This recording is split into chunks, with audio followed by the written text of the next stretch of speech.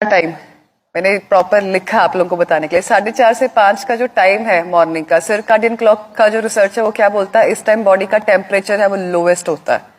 ठीक है, अब ऐसे में अगर आप एसी में सोएंगे तो आपको upper respiratory tract infection, sinus जैसी प्रॉब्लम, ठीक है, कोल्ड, कफ, रिनाइटिस ये होने के चांसेस सबसे ज्यादा है। ये जो चीजें हम बता रहे हैं ना, एक बार 1 महीने के लिए करके देखो सारे।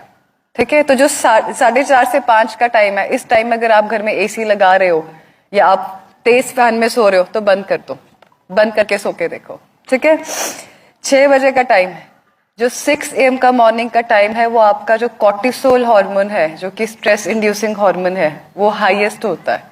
ऐसे में अगर आप बॉडी को रिलैक्स करने वाला कुछ भी एक्टिविटी करते हैं, जैसे कि मेडिटेशन हो गया, योगा हो गया, वो बॉडी को सबसे ज्यादा फायदा देती है। नेक्स्ट चलते हैं 7 से 9 बजे। 7 to 9 AM का टाइम जो है आपका जो वाइटल फोर्स है आपके स्टमक में होती है, पेट में। तो मैक्सिमम जो आपके डाइजेस्टिव जूसेस हैं वो 7 से 9 बजे के बीच में बॉडी में रिलीज होते हैं। तो 7 से 9 बजे के बीच में अगर आप दिन का पहला मील खाते हैं तो सबसे अच्छा डाइजेशन उसका होता है, सबसे ज्यादा उसका गुड आउटकम आता है।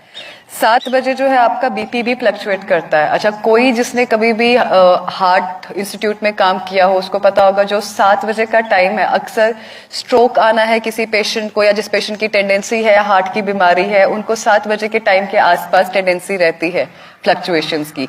तो ऐसे में अगर कोई आपके घर में पेशेंट है जिसको बीपी की प्रॉब्लम है या हार्ट डिजीज है या ऐसा कुछ भी सिनेरियो है, कोशिश करो कि उस इंसान को गुस्सा नहीं है। अगर कहते हैं ना सुबह सुबह क्या सड़ी सी बात कर दी, गुस्सा क्यों कर रहे हो, सुबह सुबह नहीं गुस्सा करते होते, कह देते हैं ना ऐसे, क्यों? क्योंकि जो 7 AM का टाइम है, रिसर्च क्या बोलती है, जो आपका वाइटल फोर्स है that is in your, that enhances your, that affects your cardiac activity and your BP. ऐसे में अगर पेशेंट कुछ भी ऐसा करेगा जिसकी वजह से वो गुस्सा खा के बीपी हाई करेगा, that can be harmful for his heart condition. 9 से 11 सर्काडियन क्लॉक क्या कहता है, आपकी बॉडी का टेस्टोस्टेरोन लेवल सबसे ज्यादा हाई है।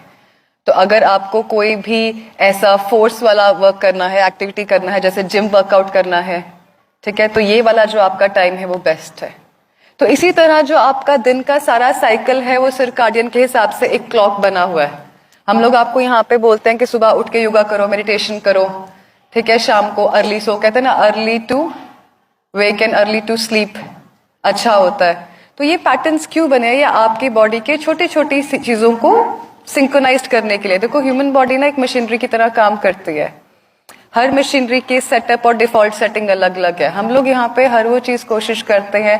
इंटीग्रेटेड का मतलब ही यही होता है कि हर चीज को कंबाइन करके यूज करना जो पेशेंट के लिए बेनिफिशियल हो। ठीक है, ऐसा नहीं है कि हम लोग पेशेंट्स को एकदम से बोल देते हैं कि आपका डायलिसिस स्टॉप कर दो, डायलिसिस बंद हो जाए। Dialysis is supportive treatment. जिस पेशेंट का ऑलरेडी डायलिसिस चल रहा है, हफ्ते में 3 बार चल रहा है या हफ्ते में 2 बार चल रहा है, उसको बड़ा क्लियर कट ये चीज अंडरस्टैंड करनी होगी कि आपकी विद टाइम फ्रीक्वेंसी कम होगी। 10 दिन में डायलिसिस बंद नहीं होगा। 10 दिन में जो है किडनी की फंक्शनिंग इंप्रूव होगी। किडनी की फंक्शनिंग इंप्रूव होगी तो धीरे धीरे जो डायलिसिस की रिक्वायरमेंट है टॉक्सिन्स को रिंस करने की, वो अपने आप ऑटोमेटिकली स्लो डाउन होती जाएगी। ठीक है जी। और इसका जो मार्कर है, आप लोग अक्सर क्रेटिनिन को लेके, यूरिया को लेके बॉदर करते हैं। ठीक है, जो आपका किडनी की फंक्शनिंग का मार्कर है वो आपका GFR होता है, जो है आपका ग्लोमेरुलर फिल्ट्रेशन रेट, कि आपकी किडनी कितना फिल्टर कर रही है। कैंसर के पेशेंट्स पे आ जाते हैं। कैंसर का पेशेंट है कोई हमारा यहाँ पे? कोई भी नहीं है। कैंसर की बीमारी कैसे होती है?